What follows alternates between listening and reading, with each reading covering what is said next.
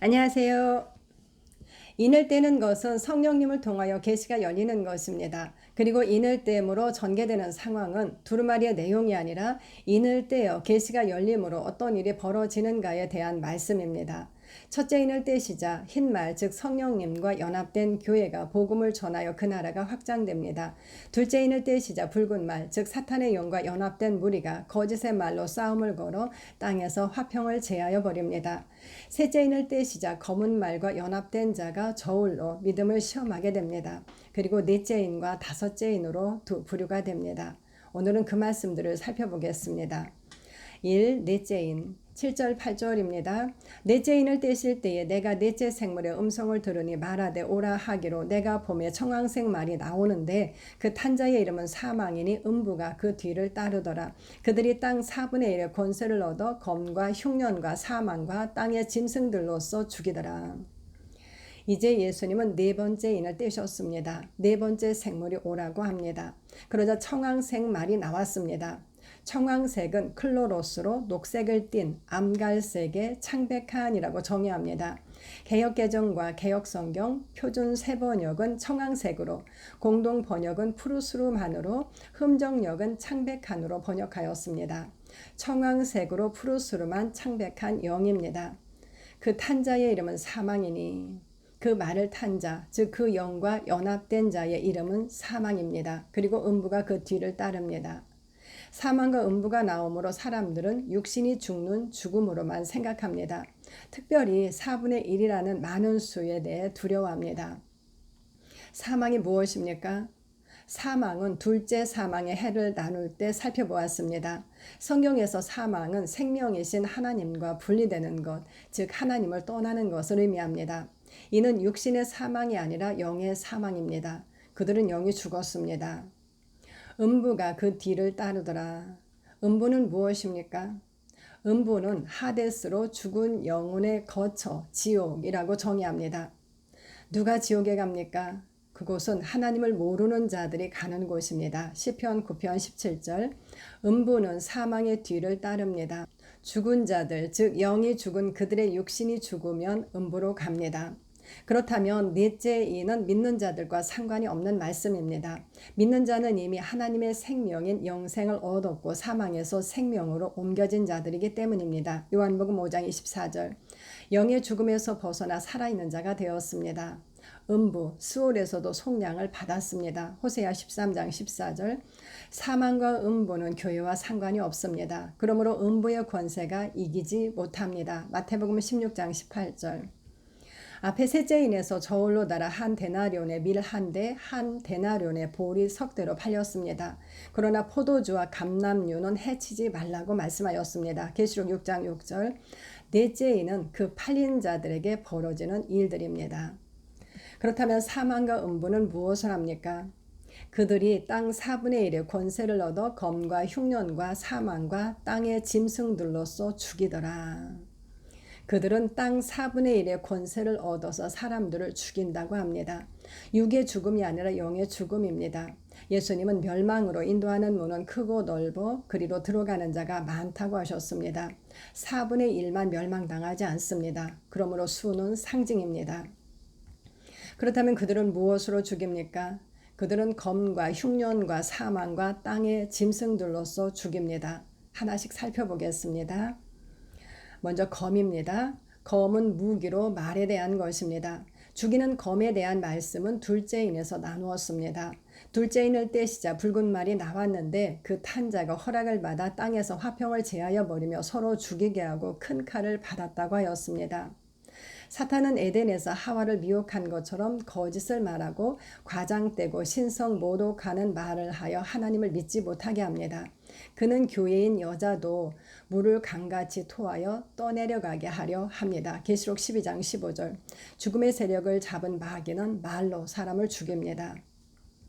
다음은 흉년입니다. 성경에서 배부름과 배고픔은 영의 양식에 대한 것입니다. 아모스 8장 11절에서 13절입니다. 주 여호와의 말씀이니라. 보라, 날이 이를지라. 내가 기근을 땅에 보내리니 양식이 없어 주림이 아니며 물이 없어 가람이 아니요 여호와의 말씀을 듣지 못한 기갈이라. 사람이 이 바다에서 저 바다까지 북쪽에서 동쪽까지 비틀거리며 여호와의 말씀을 구하려고 돌아다녀도 얻지 못하리니 그날에 아름다운 처녀와 젊은 남자가 다 갈아여 쓰러지리라. 양식이 없어 주림이 아니며 물이 없어 가람이 아니라 여호와의 말씀을 듣지 못한 기갈입니다. 사람이 이 바다에서 저 바다까지 북쪽에서 동쪽까지 비틀거리며 여호와의 말씀을 구하려고 돌아다녀도 얻지 못할 것을 말씀합니다. 흉년은 하나님의 구원의 말씀을 듣지 못하는 흉년입니다. 이 세상 신인 마귀는 믿지 않는 자들의 마음을 혼미하게 하여 그리스도의 영광의 복음의 광채가 비치지 못하게 합니다. 고린도후서 4장 4절. 그들은 구원의 복음을 듣지 못하는 흉년으로 사망에 이르게 됩니다. 다음은 사망입니다. 사망은 사탄의 본성입니다. 그는 하나님과 분리되는 죽음을 통하여 그 죽음의 세력을 잡은 자입니다. 히브리서 2장 11절. 한 사람의 범죄로 죄가 세상에 들어오고 죄로 말미암아 사망이 들어왔습니다. 그리고 사망은 모든 사람에게 왕노릇하였습니다. 그는 사망으로 하나님과 분리시킵니다. 다음은 땅의 짐승입니다. 땅의 짐승들은 거짓 선지자입니다. 그들에 대해서는 계시록 13장 11절에서 마지막 절까지에서 말씀합니다. 그는 먼저 나온 짐승인 적그리스도의 모든 권세를 가지고 그 앞에서 행하고 땅과 땅에 사는 자들을 적그리스도에게 경배하게 합니다. 또한 사람들에게 짐승의 표를 받게 하여 사망에 이르게 합니다. 그들은 영이 죽은 자들입니다. 그들 즉 사망과 음부가 땅 4분의 1의 권세를 얻어 검 즉 신성 모독하는 말과 흉년 즉 마음을 가려 복음을 듣지 못하게 하는 흉년과 사탄의 본성인 사망 그리고 땅의 짐승들인 거짓 선지자들로 사람들을 죽입니다. 그들은 영이 죽은 자들입니다. 이 다섯째인 9절에서 11절입니다. 다섯째 인을 떼실 때에 내가 보니 하나님의 말씀과 그들이 가진 증거로 말미암아 죽임을 당한 영혼들이 제단 아래에 있어 큰 소리로 불러 이르되 거룩하고 참되신 대주제여 땅에 거하는 자들을 심판하여 우리 피를 갚아주지 아니하시기를 어느 때까지 하시려 하나이까 하니 각각 그들에게 흰 두루마기를 주시며 이르시되 아직 잠시 동안 쉬되 그들의 동무 종들과 형제들도 자기처럼 죽임을 당하여 그 수가 차기까지 하라 하시더라. 다섯째 인을 떼시자 요한은 하나님의 말씀과 그들이 가진 증거로 말미암아 죽임을 당한 영혼들이 제단 아래 있는 것을 봅니다. 그들은 하나님의 말씀과 그들이 가진 증거를 가진 자들입니다. 계시록에서 믿는 자들은 하나님의 말씀과 예수의 증거를 가지고 있다고 여러 번 말씀하였습니다. 그런데 그들은 하나님의 말씀과 그 증거로 말미암아 죽임을 당한 영혼들이라고 말씀합니다. 죽임을 당한 영혼들이라고 말씀하므로 그들을 순교자라고 생각합니다. 하지만 그들은 순교자가 아닙니다. 넷째 인에서 하나님과 분리되는 영의 사망을 말하였다면 다섯째 인은 영혼의 죽음에 대한 말씀입니다. 그렇다면 영혼의 죽음은 무엇입니까? 이 말씀에서 영혼은 헬라어 푸시케로 스트롱 성구 사전에서는 바람, 영, 목숨, 생명이라고 정의하였습니다. 하지만 영이 아니라 혼을 말합니다. 하나님의 영과 사람의 영은 퓨뉴마로 기록되기 때문입니다. 푸시케에 대한 예수님의 말씀을 살펴보겠습니다. 마가복음 8장 35절 누구든지 자기 목숨을 구원하고자 하면 잃을 것이요 누구든지 나와 복음을 위하여 자기 목숨을 잃으면 구원하리라. 마태복음 10장 39절 자기 목숨을 얻는 자는 잃을 것이요 나를 위하여 자기 목숨을 잃는 자는 얻으리라. 이 말씀에서 목숨도 푸시케입니다.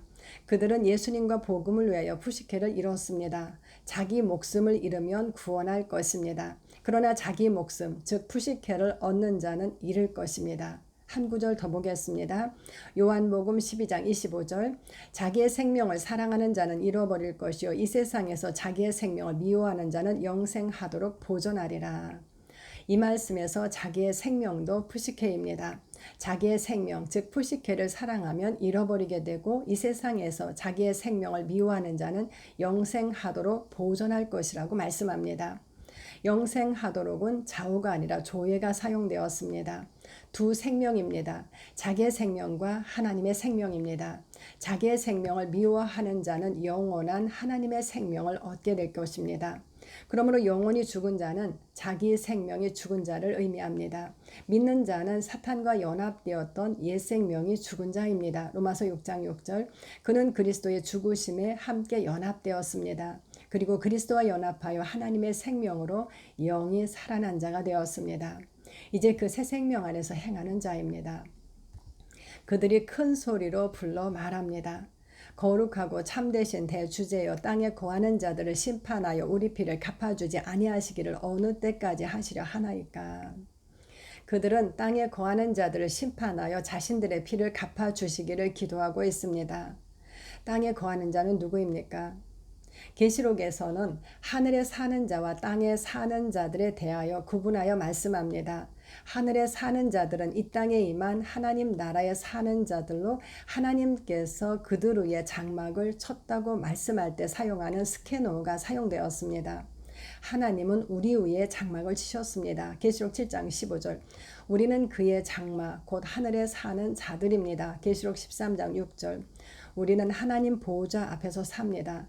하지만 믿지 않는 자들에 대해서는 땅에 사는 거하는 카토이케오가 사용되었습니다. 그들은 땅에 즉 세상에 사는 자들입니다.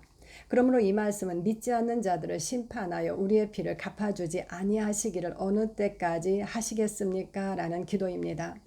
하나님을 떠난 음녀 바벨론은 성도들의 피와 예수의 증인들의 피에 취한 자입니다. 계시록 17장 6절.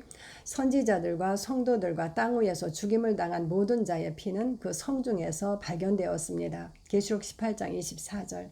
그들은 그 피를 갚아주시기를 기도하고 있습니다. 이 말씀에서 죽임을 당한 영혼들은 계시록 20장 4절에 목배임 당한 자들의 영혼들과 같은 자들입니다. 계시록 6장에서는 신원하여 주시기를 구하지만 20장에서 그들은 왕노릇하는 자들입니다. 믿는 자는 하나님의 나라 즉 왕권에 동참한 자들이지만 예수님의 환난과 고난에도 동참한 자들입니다. 세상에 대해서 죽은 그들은 사탄의 영역인 땅에 거하는 자들로부터 박해와 고난을 당하게 됩니다.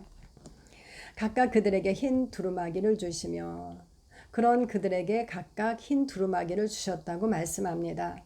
흰 두루마기가 무엇이고 언제 있게 됩니까? 두루마기에 해당하는 헬라어는 스톨레로 긴 의복을 의미합니다. 계시록에서 이 단어는 두루마기와 옷으로 번역되었습니다. 이 단어가 사용된 계시록의 말씀을 살펴보겠습니다.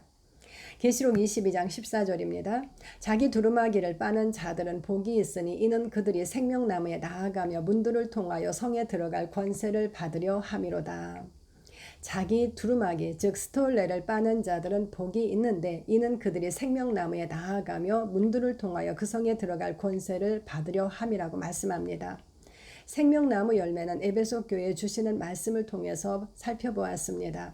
믿는 자는 영생을 가졌습니다. 또한 믿는 자는 하나님의 성전의 기둥이며 예루살렘의 이름이 그들 위에 있습니다. 계시록 3장 12절. 이는 자기 두루마기를 빠는 자의 복에 대한 말씀이었습니다. 그렇다면 자기 두루마기는 어떻게 빱니까? 계시록 7장 14절입니다. 어린 양의 피에 그 옷을 씻어 희게 하였느니라. 각 나라와 족속과 백성과 방언에서 아무도 능히 셀 수 없는 큰 무리가 흰 옷, 즉 흰 스톨레를 입고 보좌 앞과 어린 양 앞에 서 있습니다. 장로 중 하나가 흰 옷, 즉 흰 스톨레를 입은 자들이 누구며 어디서 왔느냐고 묻습니다. 요한이 모른다고 하자 그가 답합니다. 그들은 어린 양의 피에 그 옷, 그 스톨레를 씻어 희게 하였다고 말합니다. 이 말씀에서 옷은 모두 긴 옷을 말하는 스톨레가 사용되었습니다. 그들은 어린 양의 피에 자기 두루마기를 빨아 어린 양의 피로 씻어 흰 두루마기를 입었습니다. 의의 흰옷은 사대교회 사자에게 보내는 편지를 통해서 살펴보았습니다. 주님을 영접하면 받게 되는 하나님의 의입니다. 의의 흰옷을 입은 자가 생명나무에 나아가며 그 성에 들어가 하나님과 어린 양 앞에 설 수 있습니다. 그러므로 계시록 본문 말씀에서 흰 두루마기를 주셔서 입게 되는 자들은 순교당한 자들이 아니라 주님을 영접한 자들임을 알 수 있습니다. 우리는 죽음을 육신의 죽음으로 한정시켜서 생각합니다. 하지만 계시록은 믿지 않는 자들의 죽음인 영의 죽음, 믿는 자들의 옛사람의 죽음인 자기 생명의 죽음에 대해서도 말씀합니다. 아직 잠시 동안 쉬되 그들의 동무 종들과 형제들도 자기처럼 죽임을 당하여 그 수가 차기까지 하라 하시더라. 쉬되는 아나파오가 사용되었습니다. 뜻은 남아있다, 쉬게 하다, 안식하다 등입니다. 그들은 잠시 동안 이 땅에 남아 있습니다. 아직 잠시 동안 남아 있어 그들의 동무 종들과 형제들도 자기처럼 죽임을 당하여 그 수가 차기까지 하라는 말씀입니다. 주님은 한 사람도 멸망당하지 않고 다 회개하여 구원받기를 원하십니다. 그분은 악인이 죽는 것을 기뻐하지 않으십니다. 그러나 구원은 오직 그리스도의 몸인 성도를 통하여 이루실 수 있습니다. 둘째 사망의 해를 나눌 때 왜 우리 부활이 두 번인가에 대해서 나누었습니다. 자기 생명이 죽고 영으로 부활한 그들은 다른 사람의 구원을 위하여 잠시 동안 남아있어 충만한 수가 차기까지 기다리게 됩니다. 3. 여섯째인 12절에서 17절입니다. 내가 보니 여섯째 인을 떼실 때에 큰 지진이 나며 해가 검은 털로 짠 상복같이 검어지고 달은 온통 피같이 되며 하늘의 별들이 무화과 나무가 대풍에 흔들려 설익은 열매가 떨어지는 것까지 땅에 떨어지며 하늘은 두루마리가 말리는 것까지 날아가고 각 산과 섬이 제자리에서 옮겨짐에 땅의 임금들과 왕족들과 장군들과 부자들과 강한 자들과 모든 종과 자유인이 굴과 산들의 바위 틈에 숨어 산들과 바위에게 말하되 우리 위에 떨어져 보좌에 앉으신 이의 얼굴에서와 그 어린 양의 진노에서 우리를 가리라. 그들의 진노에 큰 날이 이르렀으니 누가 능히 서리오 하더라. 이 말씀도 상징입니다. 구약 성경에서 자주 큰 혼란과 정치적인 요소들을 해, 달, 별로 표현하였습니다. 여섯째 인은 마지막 인을 떼기 바로 직전입니다. 일곱째 인은 모든 것이 끝나는 때를 의미하지만 나머지는 계속해서 일어나는 일들입니다. 이는 믿지 않는 자들에게 큰 혼란이 있음을 나타냅니다. 어느 세대를 살든 그들 앞에는 심판이 놓여 있습니다. 하나님께서는 악인에게는 평강이 없다고 말씀합니다. 그들의 진노의 큰 날이 이르렀으니 누가 능히 서리요. 일곱째 인을 떼기 전에 그들이 하는 말입니다. 아무도 설 사람이 없다는 것이 그 대답입니다. 진노의 큰 날에 그의 앞에 설 자가 누가 있겠습니까? 그들은 그리스도를 거절함으로 이 땅에서 이미 진노의 포도주 틀에서 밟히는 자들입니다. 하나님의 진노의 포도주 틀을 밟는 말씀은 나팔과 대접에서도 말씀합니다. 계시록 14장 19절, 19장 15절. 그들은 이 땅에서 하나님의 진노를 쌓아갑니다. 그리고 진노의 큰 날이 그들을 기다리고 있습니다. 4. 일곱째 인 8장 1절입니다. 일곱째 인을 떼실 때에 하늘이 반 시간쯤 고요하더니 마지막 일곱째 인을 떼셨습니다. 이제 책이 펴졌고 전부 볼 수 있게 되었습니다. 고린도전서 13장 8에서 10절 12절입니다. 예언도 패하고 방언도 그치고 지식도 패하리라. 우리는 부분적으로 알고 부분적으로 예언하니 온전한 것이 올 때에는 부분적으로 하던 것이 패하리라. 우리가 지금은 거울로 보는 것 같이 희미하나 그때에는 얼굴과 얼굴을 대하여 볼 것이요. 지금은 내가 부분적으로 하나 그때에는 주께서 나를 아신 것 같이 내가 온전히 알리라. 일곱째 인을 떼시는 날, 즉 마지막 날 온전한 것이 임하게 됩니다. 부분적으로 작은 두루마리로 각자에게 계시가 열렸었지만 이제 부분적으로 하던 것은 폐하여졌습니다. 전체 두루마리가 열렸습니다. 우리는 주님의 참모습을 그대로 볼 것입니다. 이제 얼굴과 얼굴을 대하여 보기에 더 이상 계시도 설명도 필요치 않습니다. 일곱째 인, 일곱째 나팔, 일곱째 대접은 모든 것이 끝나는 때입니다. 그러므로 고요합니다. 이렇게 첫째 인에서 일곱째 인까지 살펴보았습니다. 다음은 계시가 열림으로 복음을 전하여 하나님의 인침을 받는 자들에 대한 말씀을 살펴보도록 하겠습니다. 감사합니다.